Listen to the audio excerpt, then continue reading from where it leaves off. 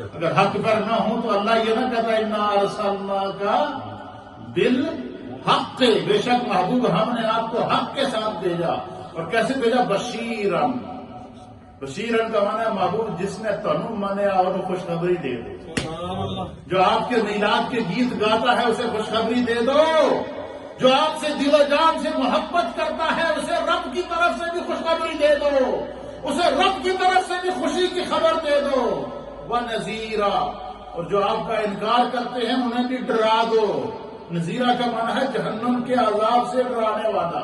فرمایا جو آپ کا ماننے والا ہے، جو آپ سے محبت کرتا ہے، جو دل و جان سے آپ کو تسلیم کرتا ہے، فرمایا بشیرن، اسے جنت کی خوشخبری دے دو. اور جو آپ پر اعتراض کرتا ہے یا آپ کا انکار کرتا ہے یا آپ کی طرف حرف تان بلند کرتا ہے، نذیرہ، اسے جہنم کی آگ سے ڈرا دو. یہ کون فرما رہا ہے؟ یہ خدا فرما رہا ہے قرآن کے اندر. سورہ بقرہ آیت نمبر 119 اور سورہ نمبر 2 ہے. اور فرماتا ہے کہ اللہ فرماتا ہے وَلَا تُسْأَلُ عَنْ أَصْحَابِ الْجَحِيمِ. اللہ فرمایا کہ اہل دوزخ کے بارے میں آپ سے پرسش نہیں ہوگی. اب اس کا کیا معنی ہے؟ اس کا معنی ہے کہ بابو جنہوں نے آپ کا انکار کر کے، آپ کی گستاخی کر کے، آپ پر ایمان نہ لا کر جو لوگ جہنم میں جائیں گے وہ کثیر تعداد میں ہوں گے. لیکن آپ کا رب آپ سے یہ نہیں پوچھے گا کہ یہ جہنم میں کیوں گئے. کیوں؟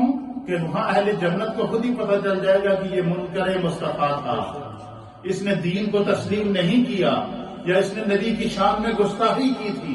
اللہ فرماتا ہے محبوب ہم نے آپ کو حق دے کر بھیجا ہے، خوشخبری سنانے والا بنا کر بھیجا ہے، جہنم کے عذاب سے ڈرانے والا بنا کے بھیجا ہے.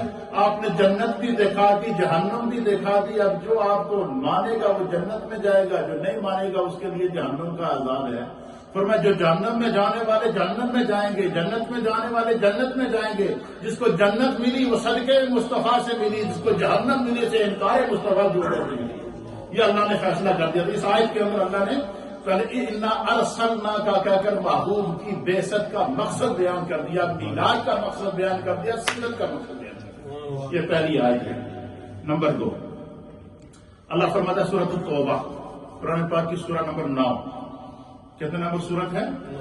توبہ، 10ویں سپارے کے اندر.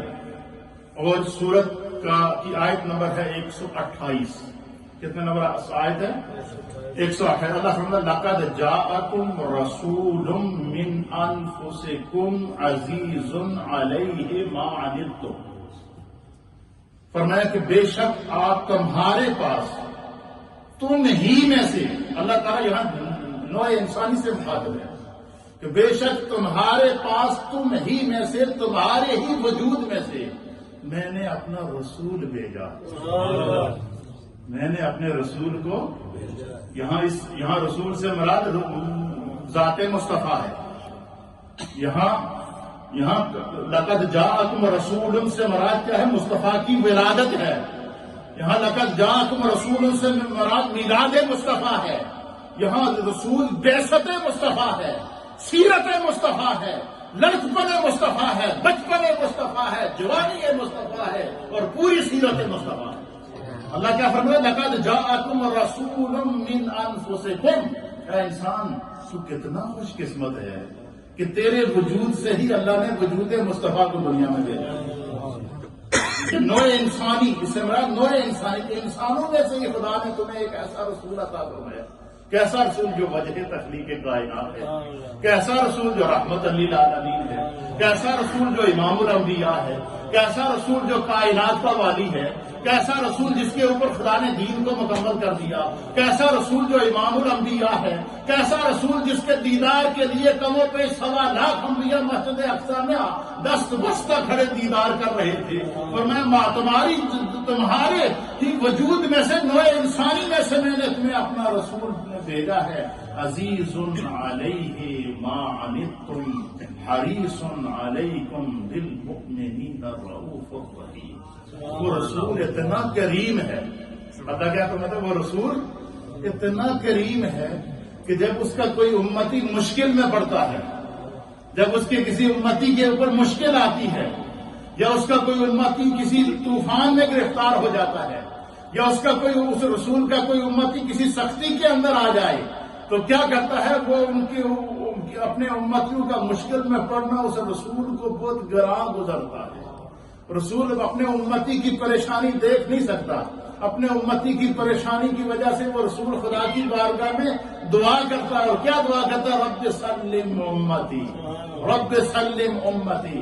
اور ایسا رسول ہے کہ جب تم پل صراط سے گزرو گے تمہیں کوئی سہارا نہیں ہوگا، وہاں پر بھی تمہارے لیے دعائیں کر رہا ہوگا، رب سلم امتی، رب سلم امتی۔ جب فرمایا کہ جب میری امت میزان عدل پر ہوگی اور اس کے اعمال کا حساب ہو رہا ہوگا، اس لمحے میری امت کی کوئی دستگیری کرنے والا نہیں ہوگا۔ میرے مصطفیٰ فرماتے جس نے زندگی میں مجھ پر درود پڑا ہوگا میں اس کے اعمال کے نیکیوں کے پلڑے کو بھاری کر دوں گا۔